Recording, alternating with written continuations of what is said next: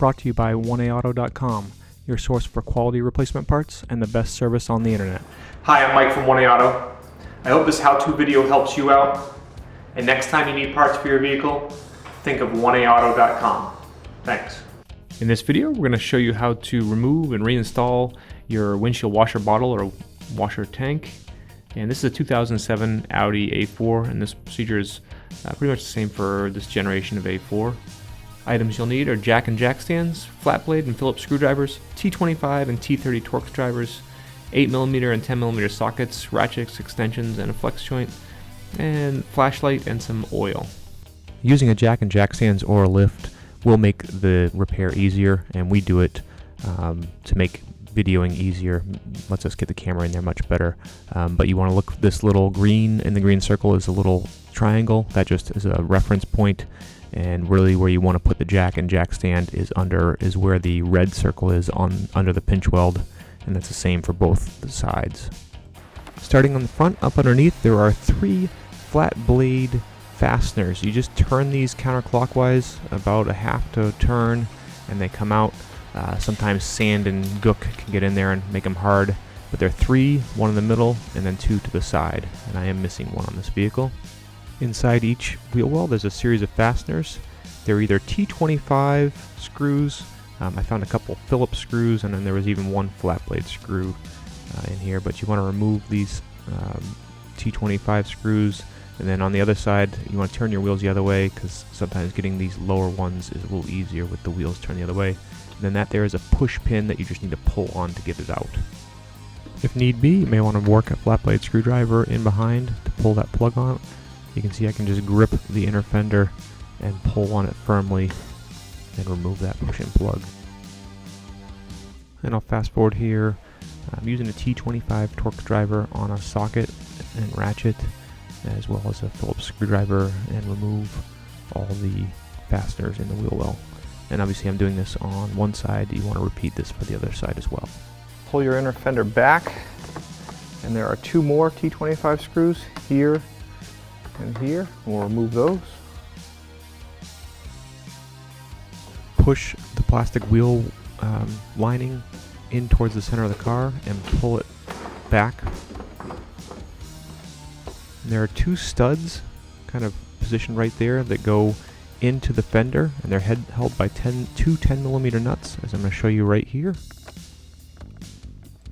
And here you can see circled in red are those 2 10mm nuts that you need to remove. And again, you need to do this on both sides. To get to those nuts, I use a flex joint on the end, and that's a deep socket 10mm, and I use a couple of extensions to make it easier to get in there. And as you saw, I just put a light up in there just to give me some light. Obviously this is where a flashlight will come in handy. You can see better what you're doing. And I'll just fast forward as I remove those 2 10mm nuts.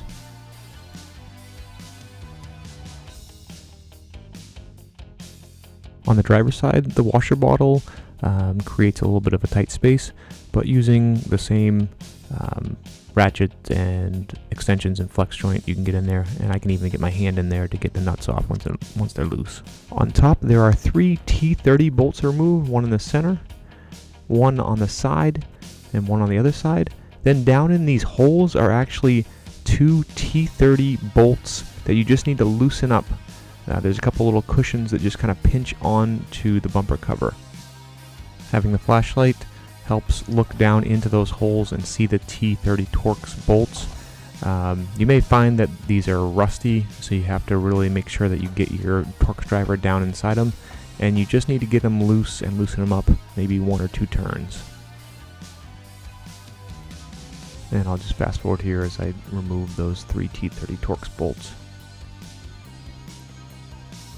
Now you need to release each side of the cover and pull the cover off. Be wary if you have fog lights. There is another connection that you have to remove.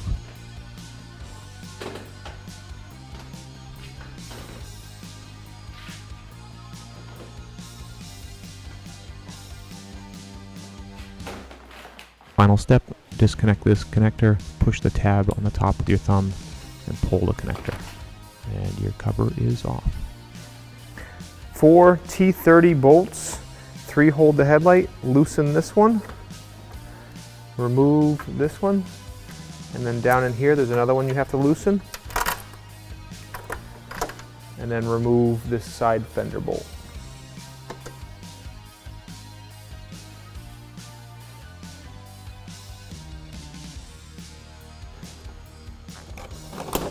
Pull the headlight out, disconnect the lead, press on the tab, pull it down.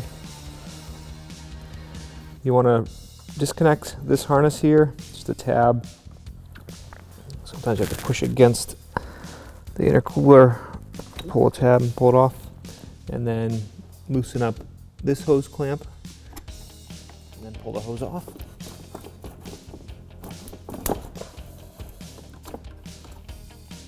Pull this hose down on a clip and loosen the hose clamp and remove this intercooler hose, and you may get some oil that drips out when you do it.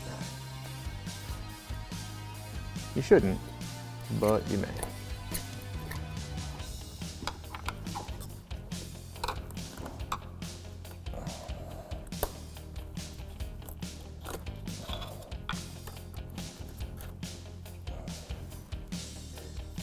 And there's this little clip down here, pry down, pull this off, and bring it down and out, and then just grab your intercooler firmly and pull it forward. And then it's also held in the top, so you pull it up.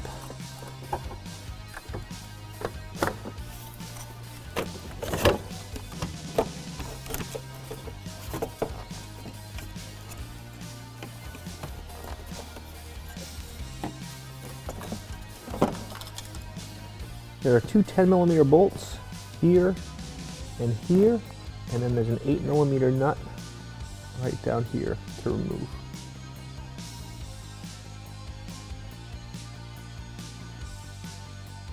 Now take this reservoir, pull it forward,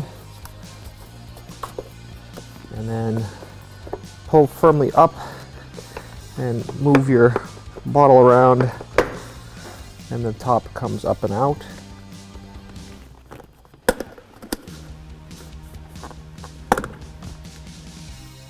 And make sure you just pull this up and out.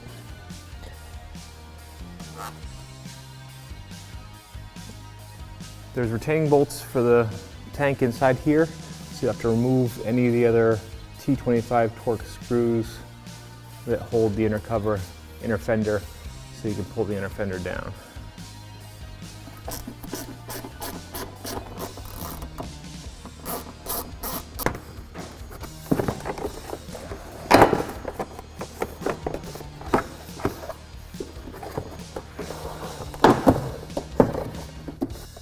There's one up underneath, 10mm, one right in here, and then one way up high.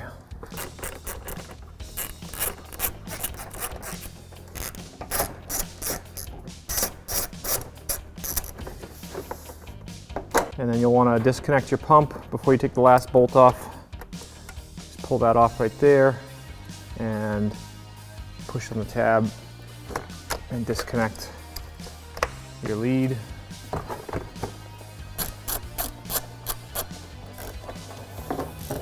And now reach up inside, just pull the top of it down, and then it should all come out. All right, tank back up in. Feed it into place, pull down on your cover, work it right into place.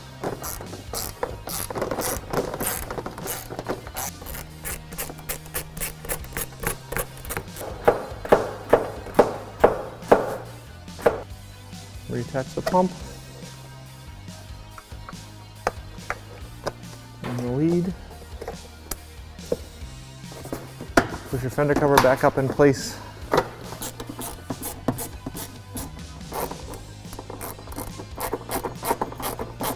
Put this grommet back in. May use a little bit of oil just to get it to slide in easier. And reinstall this hose. Reinstall the upper tank. Just put a little bit of oil on that seal there. Kind of watch it go down in. Push it on. Push this in. Reinstall our 8mm nut and our two 10mm bolts here.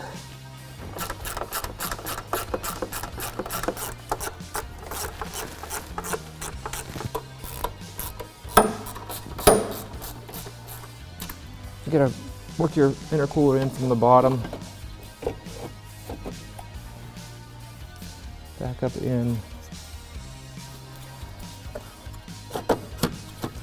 Get your two clips on the top and push it back.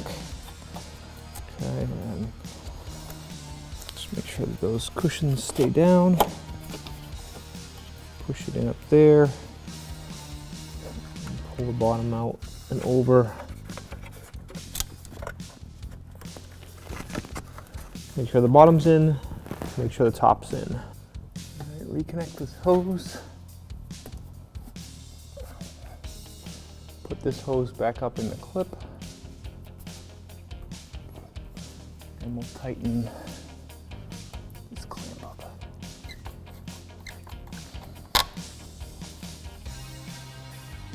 Reconnect this lead. And put your intercooler hose back on.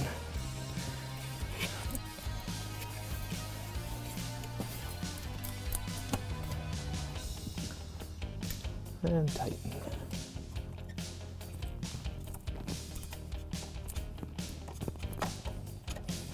Install a duct. These two tabs go up under here and then it snaps in place.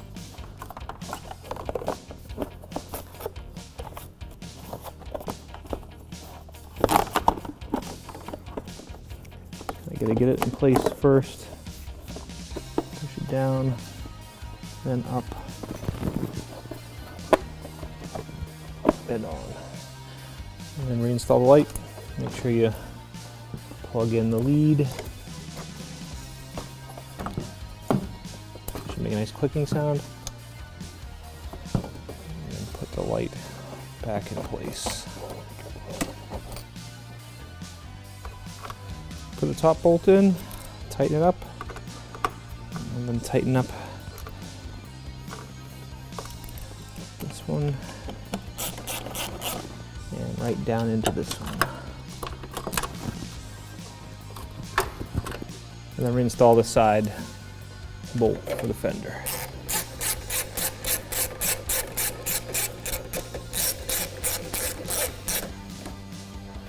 And put the bumper cover back on. Remember to replug the harness if you have fog lights. And then lift the cover up into place. You want to make sure that those two bolts that you loosened, make sure that the forks that are in the bumper cover go around those retainers and go in correctly. And I'll show you here in a second. It kind of can be a little difficult to line up the cover between the headlight and the mounting points inside. You see I kind of give it a little force, it doesn't quite go. What you need to do is kind of push this or pull the headlight to the side so you can line up down inside. It's a little difficult to see, but you'll see I mess with it a little bit. It's kind of one of those things, once you get it, it goes in very easily, but it's just a little difficult to get. What I end up doing is pulling the headlight to the side so that the bumper cover can go in correctly and easily.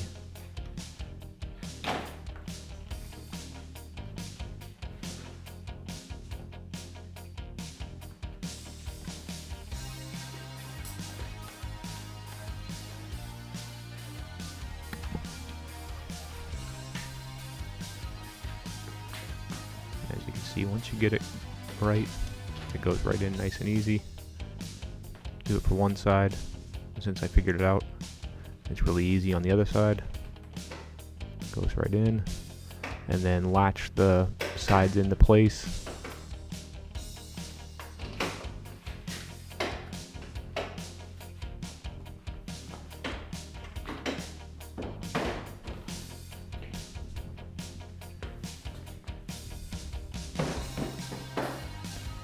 And then I'll speed up here as I put those 3 bolts in at the top, as well as tighten up the 2 T30 retainers that are down inside the holes.